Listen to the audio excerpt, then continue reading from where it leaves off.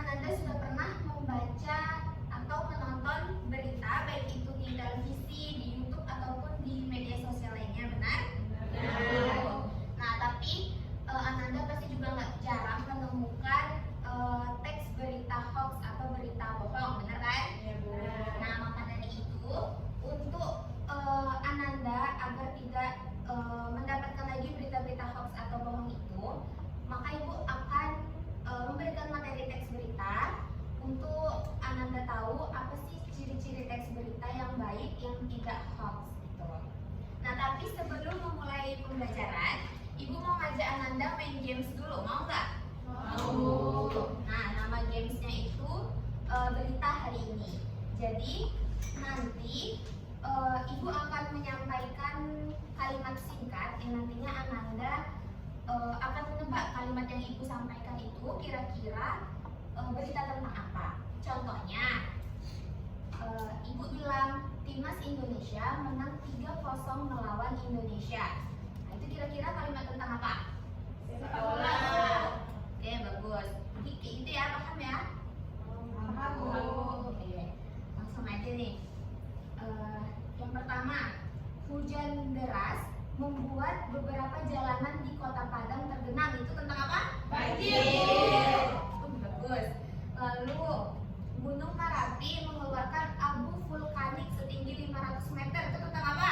Letusan gunung. Bagus. Yang terakhir, SMP Negeri Padang mengadakan lomba membaca puisi antar kelas. Itu tentang apa? Kegiatan sekolah. Oke, kegiatan sekolah, benar. Sepertinya Ananda sudah siap untuk mempelajari teks berita ini. Nah, sebelum lanjut ke pembahasan selanjutnya, Ibu mau menunjukkan tujuan pembelajaran kita pada siang hari ini. Nih, tujuan pembelajaran kita pada siang hari ini, siswa mampu menjelaskan pengertian teks berita. Lalu siswa mampu mengidentifikasi unsur teks berita dan siswa mampu menjelaskan unsur struktur teks berita. Nah, minggu lalu kita sudah belajar tentang teks eksposisi. Siapa yang masih ingat apa itu teks eksposisi dan apa bedanya dengan teks berita? Ada yang bisa jawab? Boleh lah, Ren? Teks eksposisi berisi pendapat, Bu, sedangkan teks berita berisi fakta. Oke, benar. Nah, jadi teks eksposisi itu berisi tentang pendapat, sedangkan teks berita adalah laporan tentang peristiwa atau kejadian yang benar-benar terjadi dan disampaikan kepada masyarakat secara faktual, aktual, dan menarik. Tujuan teks berita adalah memberikan informasi yang benar dan jelas kepada pembaca dan pendengar agar mereka tahu peristiwa penting apa yang terjadi di sekitar mereka. Nah, selanjutnya teks berita ini memiliki unsur namanya unsur 5W1H. Ada yang tahu apa itu 5W1H? Saya, Bu, Boleh Vivi. ada wen sama hop. Oke, jadi unsur teks berita itu ada 5W tambah 1H. Ada what, who, when, where, why, dan how. Nah, what itu apa yang terjadi dalam berita itu. Lalu ada who, siapa yang terlibat, ada when, kapan kejadiannya, ada where, di mana kejadiannya, dan ada why, mengapa bisa terjadi, dan how, bagaimana peristiwanya terjadi.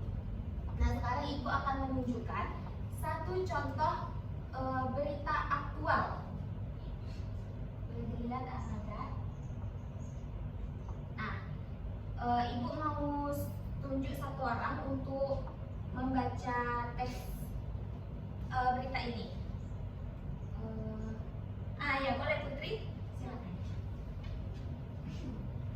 BPBD Sumbar tsunami deril di Padang jadi momentum kesiapsiagaan warga hadapi bencana. Padang, Radar Sumbar, Badan Penanggulangan Bencana Daerah Provinsi Sumatera Barat menegaskan pentingnya kegiatan tsunami drill atau simulasi tanggap tsunami bagi daerah rawan bencana, termasuk Kota Padang yang akan melaksanakan pada 5 November 2025. Tsunami drill ini sangat penting karena menyimulasikan langkah apa yang harus dilakukan masyarakat ketika terjadi bencana alam, kata Kepala BPBD Provinsi Sumbar Era Sukma Munaf di Padang, Kamis.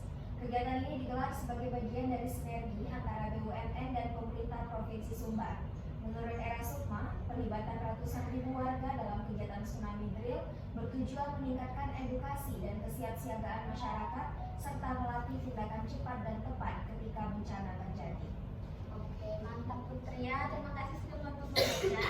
Nah, dari teks berita ini, Ibu mau mengajak kalian untuk mengidentifikasi unsur 5W1H-nya. Jadi, yang pertama, apa yang terjadi di kegiatan ini? Boleh, Ropita? Kegiatan simulasi tanggap tsunami atau tsunami drill. Oke, benar. Kegiatan simulasi drill atau simulasi tanggap tsunami.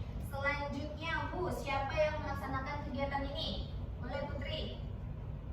BPBD Sumbar, Bu, dan juga ada Era Sukma Munaf sebagai kepala BPBD tersebut. Oke, benar. Badan Penanggulangan Bencana Daerah Provinsi Sumatera Barat. Selanjutnya ada WEN. Kapan kegiatan ini dilaksanakan? Boleh, Zahra? Pada tanggal 5 November 2025, Bu. Benar, 5 November 2025. Lalu ada WEN. Di mana kegiatan ini dilaksanakan?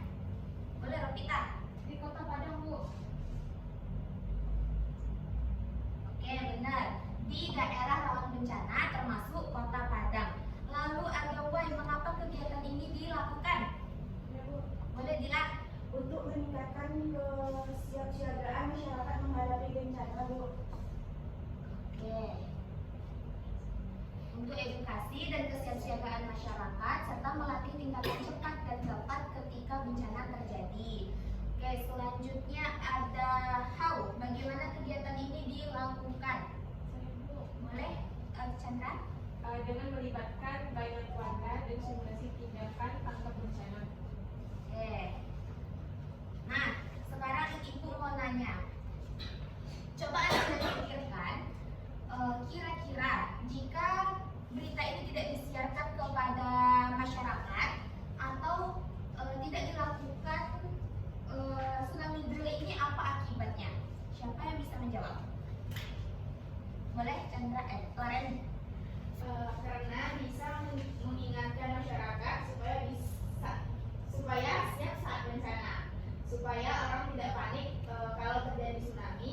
Kalau tidak dilakukan edukasi ini, warga bisa bingung dan banyak korban. Oke, bagus jawabannya Loren. Nah, dari berita ini kita bisa menilai bahwa berita ini tidak hanya menyampaikan sebuah peristiwa, tetapi juga nilai edukatif dan sosial bagi masyarakat. Nah, selanjutnya ada struktur teks berita. Jadi struktur teks berita ini ada 4. Ananda, yang pertama ada judul berita, ada lead atau kepala berita, ada body atau isi berita, dan yang terakhir ada ekor berita. Coba Ibu mau tanya, yang dimaksud dari lead atau kepala berita siapa yang mau jawab? Saya, Bu. Boleh Dila, apa? Inti peristiwa, Bu. Oke, benar. Jadi judul beritanya tsunami drill di Padang jadi momentum kesiapsiagaan warga hadapi bencana. Nah, untuk paragraf pertama ini adalah lead atau inti peristiwanya. Lalu untuk bagian body itu kronologi dari peristiwanya, dan yang terakhir ekor berita itu untuk penambahan informasi. Warga Kota Padang. Oke, sekarang karena Ibu sudah menjelaskan tentang struktur dan unsur teks berita, Ananda ada yang ingin ditanyakan terkait unsur dan struktur teks berita?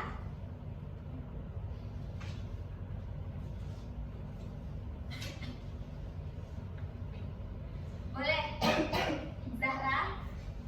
Bu, kalau saya sih bertanya, kalau misalnya berita di TV itu termasuk teks berita atau bukan? Nah, bagus pertanyaannya. Jadi berita yang ada di televisi juga termasuk ke dalam teks berita, namun dalam bentuk lisan. Nah, agar Ananda tidak bingung lagi, Ibu akan menunjukkan satu video berita. Ananda simak. Warga Kota Padang kembali dipersiapkan menghadapi potensi bencana gempa dan tsunami. Pemerintah Kota Padang akan menggelar simulasi bencana secara serentak di 8 kecamatan.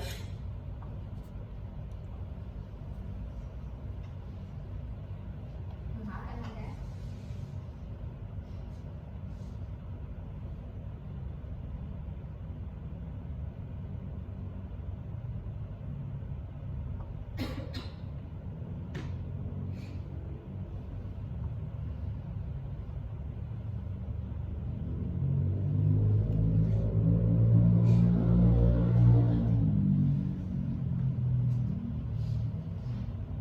Warga Kota Padang kembali dipersiapkan menghadapi potensi bencana gempa dan tsunami.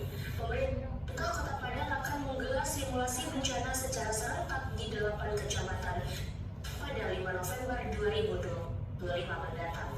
Sosialisasi pun mulai dilakukan untuk memastikan masyarakat siap dan paham prosedur evakuasi saat bencana terjadi.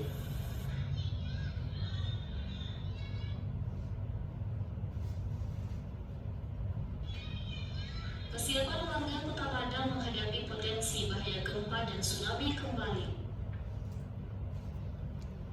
diuji. Pemerintah Kota Padang berencana menggelar simulasi gempa dan tsunami pada 5 November 2025 mendatang. Simulasi ini akan dilaksanakan serentak di 8 kecamatan yang termasuk wilayah rawan bencana. Maaf ya Ananda. Salah satunya di Kecamatan Padang Utara, tepatnya Kelurahan Bungo Pasang, yang dikenal sebagai zona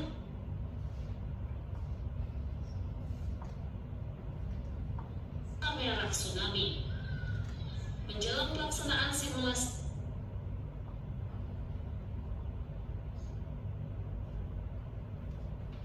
besar-besaran tersebut, Forum Kelompok Siaga Bencana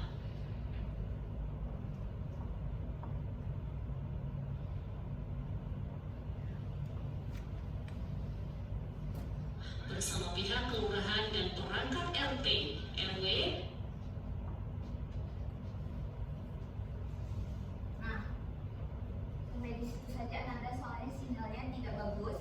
Nah, jadi dari berita yang sudah kita baca dan berita yang sudah kita tonton, kira-kira apa perbedaannya? Siapa yang bisa menjawab? Boleh Vivi. Kalau di TV beritanya disampaikan dengan suara dan gambar, Bu. Kalau teks berita ditulis dan dibaca.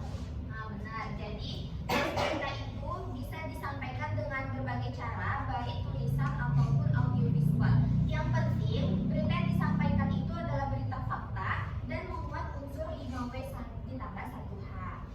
Nah, karena kita sudah di ujung pembelajaran, Ibu mau kita menyimpulkan bersama pembelajaran kita pada siang hari ini. Siapa yang bisa menyimpulkan? Saya ulang. Oke, Ropita, apa itu teks berita? Menurut kita, teks berita adalah laporan fakta tentang peristiwa yang benar-benar terjadi, Bu.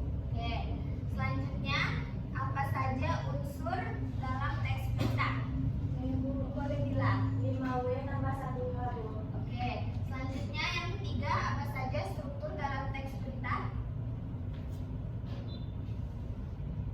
Boleh Zahra? Ada judul, ada lead, ada body, dan ekor berita, Bu. Oke, bagus semua jawabannya ya. Jadi, teks berita adalah laporan tentang peristiwa yang benar-benar terjadi dan disampaikan kepada masyarakat secara faktual, aktual, dan menarik. Lalu berita memiliki unsur 5W tambah 1H. Ada what, who, when, where, why, dan how. Lalu struktur dari teks berita ada judul, ada lead atau kepala berita, ada body atau isi berita, dan ada ekor atau penutup. Nah, karena kita sudah di penghujung, selanjutnya Ibu akan memberikan Ananda tugas untuk diselesaikan di rumah, lalu akan kita bahas di pertemuan berikutnya. Jadi, Ananda cari satu teks berita di media sosial, lalu Ananda tandai unsur 5W1H-nya, dan pakai stabilo ataupun digaris pakai pulpen. Nah, semoga Ananda bisa mengerjakan ini besok dan akan kita bahas di pertemuan selanjutnya. Oke, karena jam kita sudah mau habis, mungkin cukup sekian pembelajaran kita pada siang hari ini. Tapi sebelum kita mengakhiri pembelajarannya, mari kita berdoa dulu. Boleh Chandra dipimpin doanya. Baik, ibu dan teman-teman semuanya, sebelum kita mengakhiri pelajaran kita pada siang hari ini, marilah kita bersama-sama berdoa. Doa dimulai. Doa selesai. Oke, terima kasih Ananda untuk pertemuan yang hari ini. Kita akhiri. Assalamualaikum